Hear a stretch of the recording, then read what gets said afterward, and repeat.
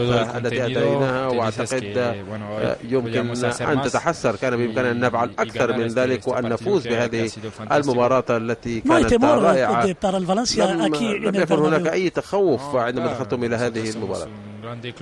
نحن فريق كبير، هو التعادل الرابع هنا. نعم، دائما عندما نأتي إلى هنا أو برشلونة دائما نلعب مباريات كبيرة جدا، وكان لدينا أمامنا تحديا أن نحقق الفوز اليوم، ولكننا قدمنا مباراة كبيرة وانتهت بالتعادل ويجب أن نواصل.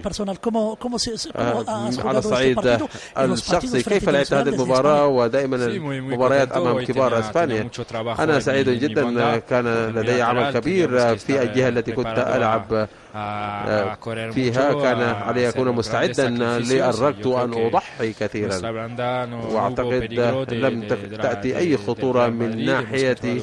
لقد سيطرنا جيدا على ريال مدريد وكنا متمركزين بشكل جيد واستحوذنا جيدا على الكرة. كانت مباراة ربما بقليل من الحظ كان بإمكاننا أن نفوز، ولكننا سعداء بهذه النتيجة. ستواصلون في الصراع على المركز الثالث أم الرابع.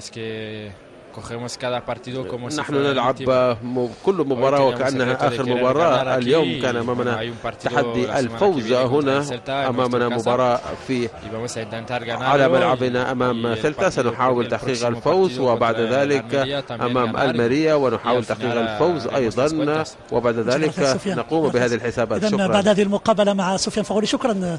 أعود إليك إذن زميلي.